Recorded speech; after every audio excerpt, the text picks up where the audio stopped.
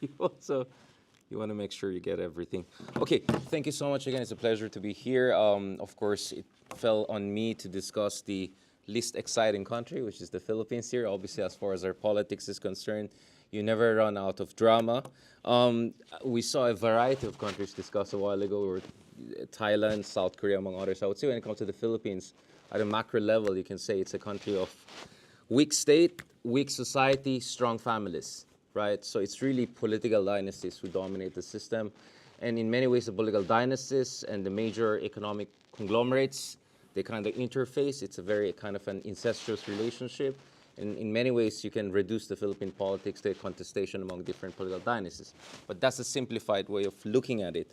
As far as the Philippines is concerned, my very first book actually was on the Arab revolts. It was actually published here in the UK more than 10 years ago. So I studied actual revolutions as far as the Philippines is concerned. I could say that at most we had more performative versions of revolts. We never had what Alexis de Tocqueville would see as a real revolution, which is you really revolve the balance of power. You see a fundamental change in the regime. We have had multiple people power revolts, 1986 and then later in 2001. But the foundations of the political regime in the Philippines never really changed in that sense. As far as generational politics is concerned, I am a millennial, and I think in many ways we're the burned generation. There are very few of us in cabinet positions in the Senate. I look around, I don't pity Pita, I actually envy Pita, that at least he had a shot at prime ministership. We would love to have something even close to that. And there are very few millennials who have gained some sort of prominence or are on the verge of gaining prominence. Guess what? They come from dominant families. So when it comes to really, the entry barriers to becoming consequential in politics, things in the Philippines are very tough. Therefore, we're really hoping for the Gen Z generation to shake it up. And we see some good signs on those fronts, especially if you look at the 2025 election, where our sense, we don't have exit polls. I don't know why, it's crazy. But based on some of the proxy studies, preliminary studies we're looking at, it looks like the Gen Z might shake up the system in ways that unfortunately my generation failed to do so. Overall, and that's why I'm saying don't expect in the next 17 minutes for us to have a resolution of this. I think we're just going to be confused at a higher level after this presentation. I think the Philippines is really entering a dangerous interregnum whereby we're seeing the limits of this dynastic politics with the Dutertes and Marcoses really going at it. At this point in time, we just had G.R.R. Martin here the other day, just last night. We are at the point we don't know who's going to get the red wedding first. Are the Marcoses going to go after Dutertes on corruption, on International Criminal Court related cases, or the Marcoses will collapse and the Duterte side will take advantage of it? Which leaves you a question, is there a third force? And I think that's really something that everyone is aspirationally, but also with a lot of caution is approaching. So this was a protest just before I came over here in Oxford last September. This was the biggest protest, I think, in contemporary Philippines, at least since 2001, I would say. Really hundreds of thousands of people. I never thought the thoroughfare would be completely packed the way they were. It was voluntaristic, it was peaceful, it was very disciplined. I was really impressed by that. And I really wondered if this is the beginning of something. And there was another series of protests recently. We didn't get that number, but we are seeing at least diffusion beyond Imperial Manila right now. But nevertheless, everyone is watching out what's going to happen next because the scale of corruption is just mind-boggling. We're looking at something close to $10 billion in funds that cannot be accounted for in a country that, according to some studies, is the most vulnerable to extreme climate conditions in the world. The corruption is mostly in flood control projects. And these are projects that are existential. If you get this wrong, people die, and people have died. And there are a lot of graphs that show same speed of typhoon, let's say Vietnam, Philippines, 3 countries, death rates in the Philippines are like 5 to 10 times more, which tells you there's something else going on, including the failure of the flood control projects, which have been really a kind of a cottage industry for a lot of corrupt folks. As we speak, there's a constant lingering shadow of coup. And I think what makes the Philippines quite different from other countries, I mean, I don't trivialize the situation in North Korea. I've been to North Korea. I've looked at South Korea from North Korea and the other way around. I'm not trivializing Thailand's position, its recent border war with Cambodia. But the Philippines is indeed in the middle of the U.S.-China rivalry, and there are concerns that foreign powers, some would say China, has an interest in at least destabilizing the current administration in the Philippines, which has overall more hewed towards the West, or at least taken a far tougher stance on China, on the South China Sea issue, and brought in way more military exercises and engagements with the West under the second Marcos administration. So you have this very difficult situation where basically there are five forces right now contending for what will happen next. It's like a battle of five armies. So one is the Marcos administration, which is just trying to survive, admit something is wrong, but balance between performative anti-corruption investigation, but make sure it doesn't go far enough so that it doesn't bring down his own family and core member of the administration.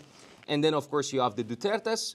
Vice President is Sara Duterte. Constitutionally, she's next in line if Marcos goes down. So they have every interest in bringing down the current administration. And then there are the progressive left groups who believe in some sort of a kind of a Bolshevik revolution. They want to have their own thing that they never got throughout the 20th century. As you know, the Philippines has one of the longest running communist rebellion anywhere in the world. And then there's the fourth group, which is people who are more, even troubling, I would say, almost with proto-fascist tendencies. They want to do a Thailand-style junta or Myanmar-style junta and say, forget about all of these pesky civilians, we're just going to take over before things get worse. And then fifth are really the people who want to be the third force. These are the liberal center forces. And now the Catholic Church is playing a very important role. One of them is Cardinal David, who actually was very close to the previous pope and was one of the candidates to be the next pope, or at least was in contention. His position is, at this point in time, let's just make sure we don't burn down the house, we hold the line together, work according to the rule of law, and give the government a chance and pressure them perhaps behind the scenes to make sure we move in that right direction. So you have these five forces contending about what should be done with the massive corruption we're looking at. So if you look at the investigative reports coming out, Philippines always had corruption. Shortly from now, I'll discuss it. But the degree and magnitude and the shamelessness of it is like really out of control. So most recently, there was this report of, so we have pork barrels, thanks to our American colonizers who never recognized they colonized us, unlike the Espanol. They brought us the pork barrel culture. This is late 19th century, early 20th century America. And we were supposed to actually abolish that a decade ago when there was another massive corruption scandal, which was the politically animating event of my generation when we were in universities back then. But what happened in the past few years is that there were like regurgitations and mutations. So there are different funds, like development fund, reallocables. So they keep on reinventing this. So as far as the research and development department of our crooks is concerned, they're very, very efficient, much more efficient than our industries, which are nowhere close to the kind of chaebols we have in South Korea, not even to Thailand, I would say, which has far higher level of manufacturing industrial development. Now, if you look at the Philippines, I mean, these are really the general questions. But I think what makes the Philippines very interesting is that fighting corruption or moralizing the corruption issue is almost a default issue.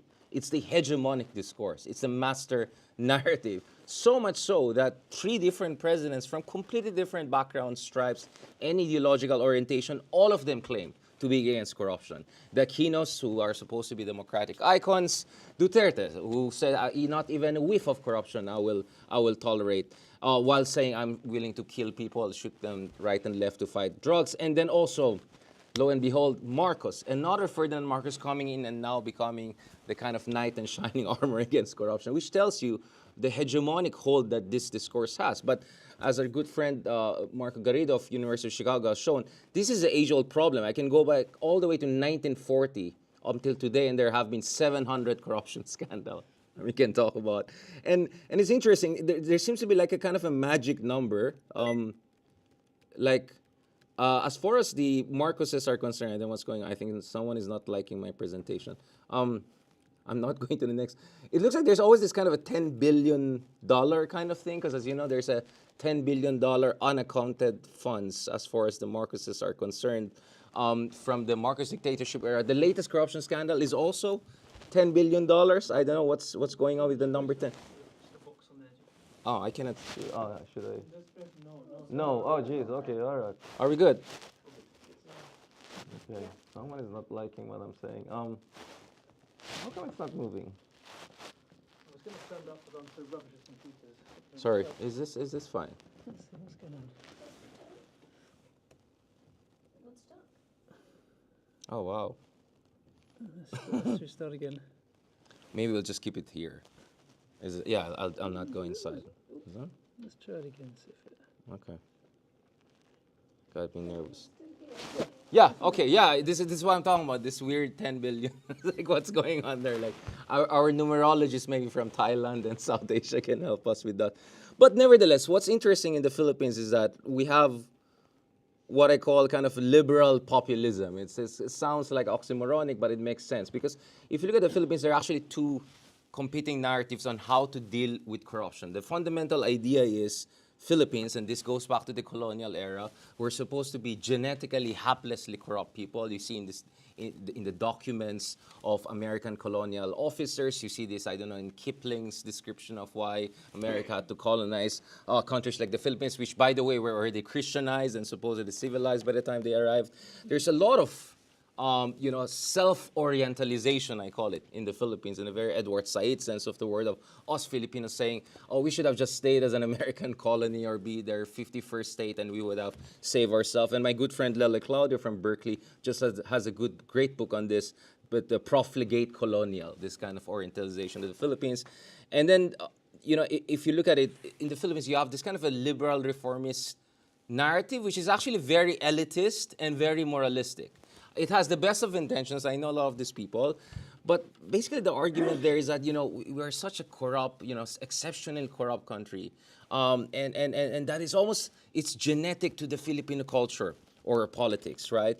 Even if you look at the reality, I mean, the levels of corruption in the Philippines are very similar to, many other developing countries. In fact, there are countries that are richer than the Philippines on per capita basis or that have lower rankings in terms of fighting corruption, or countries like Thailand, Turkey, Brazil, who basically have the same corruption ranking as the Philippines, but they're doing economically slightly better. So clearly it doesn't explain much. And, you don't have to be an expert in Samuel Huntington talking about the social mobilization, institutionalization, and all of those gaps that may explain why there'll be higher corruption, kind of like a Kuznets curve, where you have high growth, institutions are still weak, corruption goes high, but over time, you're going to have some sort of a strong middle class, more oversight. So clearly the Philippines is, in many ways, you could say, still going through that graph. But the discourse in the Philippines, the liberal reformist discourse is, no, there's something eternally wrong with us. In fact, what makes it very troubling for some of the critics is this so-called Bobotante discourse. Votante means voter.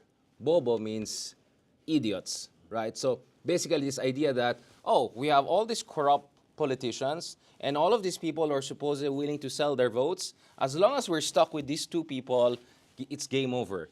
The latest iteration of that is disinformation. Oh, of course, because the troll farms there, Facebook algorithm, all these fools, they don't only sell their votes, they sell their mind and sell their souls.